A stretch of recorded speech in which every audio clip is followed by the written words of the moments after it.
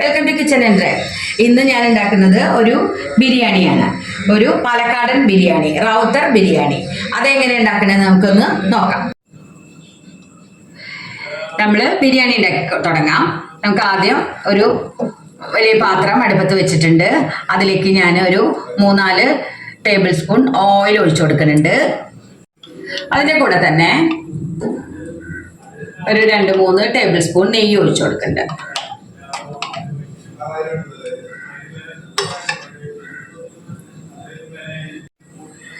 അതിലേക്ക് നമ്മൾ ഒരു 3-4 കഷ്ണം പട്ട, ഒരു 4-5 കരയാമ്പൂ, ഒരു 3-4 ഏലക്കായ ഇത് ഇട്ട് കൊടുക്കുന്നുണ്ട്.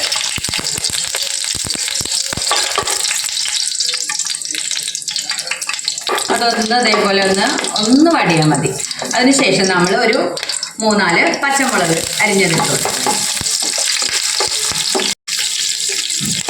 ഇനി നമ്മൾ ഈ പച്ചമുളക് നല്ലോണം ആ പച്ചമുളകിൻ്റെ നല്ലൊരു മണം വരണം, ഒന്ന് വാടിയിട്ട്. ഇനി അതിലേക്ക് നമ്മൾ ഒരു 4 ചെറിയ സവാള അരിഞ്ഞതിട്ട് കൊടുക്കുന്നുണ്ട്. അതൊന്ന് വാട്ടി കൊടുക്കാം. അതൊന്ന് വാടാൻ, പെട്ടെന്ന് വാടി കിട്ടാൻ നമുക്കൊന്ന് മൂടി വെച്ച് വേവിച്ചെടുക്കാം.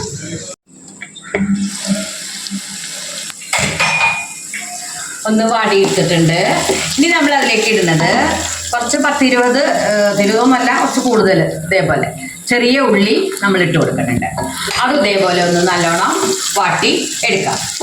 ചെറിയ ഉള്ളിയാണ് ഇതിന് നല്ല ഒരു ടേസ്റ്റ് കൊടുക്കണം. ചെറിയ ഉള്ളി എന്തായാലും ഇടണം കേട്ടോ, അത് സ്കിപ്പ് ചെയ്യരുത്. ഒന്നും കൂടി നമുക്ക് അടച്ച് വെച്ച് വേവിച്ചെടുക്കാം. ഒന്ന് നല്ലോണം വഴണ്ട് വന്നിട്ടുണ്ട്. ഇനി നമ്മൾ അതിലേക്ക് ഒരു വലിയൊരു സ്പൂണ് വെളുത്തുള്ളി പേസ്റ്റ്, അതിൻ്റെ ഒരു 3/4 ഭാഗം ഇഞ്ചി പേസ്റ്റ് ഇട്ട് കൊടുക്കുന്നുണ്ട്. അതൊന്ന് നല്ലോണം വഴറ്റിയെടുക്കാം. നല്ലോണം വാടിയിട്ടുണ്ട്. ആ ഇഞ്ചിയുടെയും വെളുത്തുള്ളിയുടെയും ഒക്കെ പച്ചമണം ഒന്ന് നല്ലോണം പോയതിന് ശേഷം നമുക്ക് ഒരു 1/2 കപ്പ് മല്ലിയില അരിഞ്ഞതിട്ട് കൊടുക്കുന്നുണ്ട്. പുതിന വേണ്ട കേട്ടോ അതിൽ. മല്ലിയില അരിഞ്ഞിട്ട് കൊടുക്കുന്നുണ്ട്. അതുപോലെ 2 തക്കാളി ചെറുതായി അരിഞ്ഞതും ഇട്ട് കൊടുക്കുന്നുണ്ട്. ഞാൻ ഒരു 3 തക്കാളി ഇട്ടിട്ടുണ്ട് കേട്ടോ. 3 തക്കാളിയാണ് അരിഞ്ഞിട്ട് ഇട്ടത്. 2 നേരത്തെ പറഞ്ഞു പോയതാണ്. 3 തക്കാളി വേണം. അതായത് 5 ഗ്ലാസ് അരിക്കുള്ള ബിരിയാണിയാണ് ഞാൻ ഉണ്ടാക്കുന്നത്. 1 കിലോ ചിക്കനും ഉണ്ട്. അപ്പോൾ ഇനി അതിലേക്ക് ആവശ്യത്തിനുള്ള ഉപ്പിട്ട് കൊടുക്കാം. ഉപ്പ് ചിക്കനും എല്ലാത്തിലേക്കും ആവശ്യമുള്ള ഉപ്പ് വേണം നമ്മൾ ഇട്ട് കൊടുക്കാം. ഇനി ഒരു 2 മിനിറ്റ് നല്ലോണം ഒന്നും കൂടി വഴറ്റി എടുക്കാം.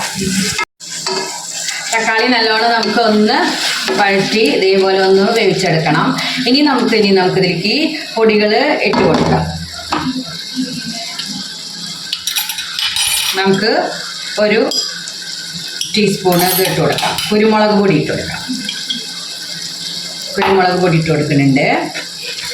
1/2 ടീസ്പൂണ് ഗരം മസാലപ്പൊടി ഇട്ട് കൊടുക്കുന്നുണ്ട്. അതുപോലെ 1/2 ടീസ്പൂൺ പെരുംജീരകപ്പൊടി ഇട്ട് കൊടുക്കുന്നുണ്ട്. ഒരു 1/2 ടീസ്പൂണ് മുളക് പൊടി ഇട്ട് കൊടുക്കുന്നുണ്ട്. 1 ടീസ്പൂൺ മല്ലിപ്പൊടി ഇട്ട് കൊടുക്കുന്നുണ്ട്. ഒരു 1/4 ടീസ്പൂണ് മഞ്ഞൾപ്പൊടി ഇട്ട് കൊടുക്കുന്നുണ്ട്.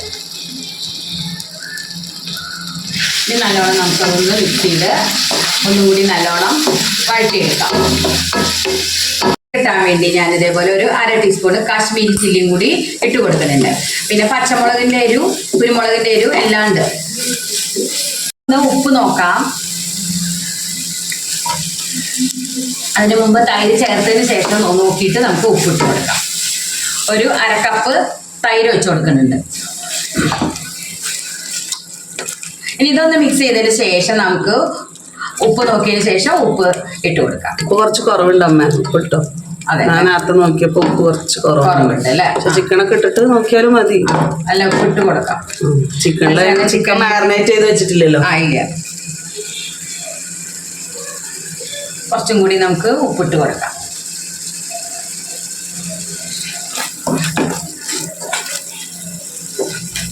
ചിക്കൻ ഇട്ട് കൊടുക്കാം.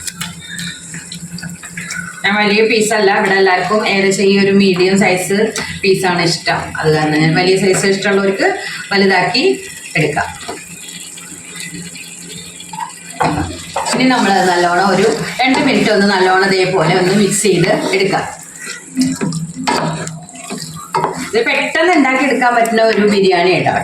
നമ്മൾ സവാളയും തക്കാളിയും എല്ലാം ആദ്യം തന്നെ അരിഞ്ഞ് വെച്ച് കഴിഞ്ഞാൽ വേഗം വാട്ടി വേഗം നമുക്ക് പിന്നെ ഈ ചിക്കൻ വെന്ത് കഴിഞ്ഞാൽ അതിൻ്റെ കൂടെ തന്നെയാണ് നമ്മൾ അരി ഇട്ടിട്ട് വേവിക്കുന്നത്. ചിക്കൻ വേവണതിന് മുമ്പ് നമ്മൾ വെള്ളം ഒഴിച്ച് വെള്ളം തിളപ്പിച്ച് സാധാരണ നമ്മൾ അതായത് ഒരു പാത്രം മതി നമുക്ക്. ഈ ഒരു പാത്രത്തിൽ തന്നെ നമുക്ക് വേറെ ഒന്ന് വഴറ്റി മാറ്റി വെക്കുകയോ ഒന്നും വേണ്ട. ഒക്കെ ഒരേ പാത്രത്തിൽ തന്നെ നമുക്ക് ബിരിയാണി ഉണ്ടാക്കിയെടുക്കാൻ പറ്റും. മൂടി വെച്ച് ഒന്ന് വേവിച്ചെടുക്കാം. നമുക്ക് തുറന്ന് നോക്കാം. നല്ല സ്മെല്ലാണ്. നല്ലോണം ഒന്ന് ഒരു കുറച്ച് വേവായിട്ടുണ്ട്. ഇനി നമ്മൾ അരിയുടെ കൂടെ ഒരു വേവ് കൂടി നമുക്ക് കിട്ടും. ഒരു 2 മിനിറ്റും കൂടി നമുക്ക് ഇതൊന്നിങ്ങനെ വഴറ്റിയെടുക്കാം.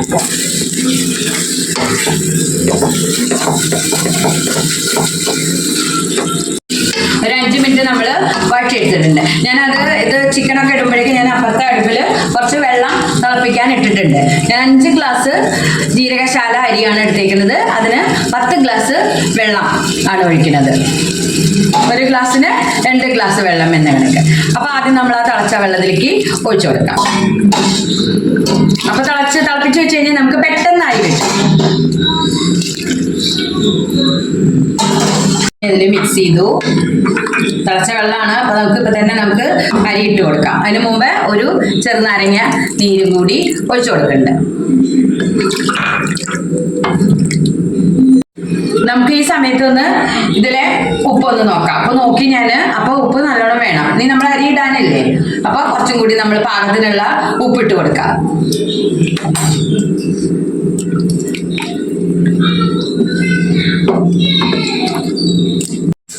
നമ്മൾ തിളച്ച വെള്ളമാണ് അതിൽ ഒഴിച്ചേക്കുന്നത്. പാകത്തിന് ഉപ്പ് നോക്കിയിട്ട് വീണ്ടും നമ്മൾ പാകത്തിനുള്ള ഉപ്പിട്ടു. ഇനി നമ്മൾ അതിലേക്ക് ജീരകശാല അരി ഞാനൊരു അരമണിക്കൂർ നേരം കുതിർത്ത് വെച്ചിട്ട് നല്ലോണം വാർത്തെടുത്തതാണ്. വെള്ളം തീരെ ഇല്ലാതെ വാർത്തെടുക്കാം. ഇനി നമ്മളത് ഇതിലേക്ക് ഇട്ട് കൊടുക്കാം.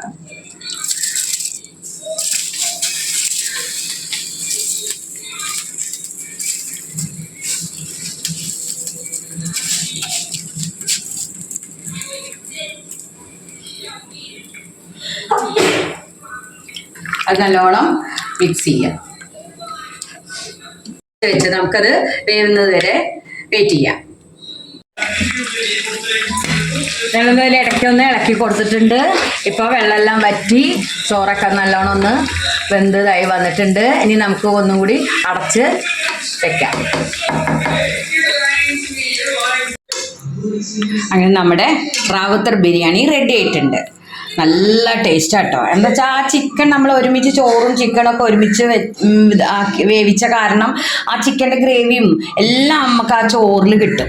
അപ്പം ആ ചോറ് തിന്നാൻ തന്നെ നല്ലൊരു ടേസ്റ്റാണ്. അപ്പം എല്ലാവരും ഒന്ന് ഒരു പ്രാവശ്യം എങ്ങനെ ഉണ്ടാക്കി നോക്കൂ കേട്ടോ. എല്ലാവർക്കും ഇഷ്ടമായാലും എല്ലാവരും ലൈക്ക് ചെയ്യണം, ഷെയർ ചെയ്യണം, സബ്സ്ക്രൈബ് ചെയ്യണം. Thank you for watching.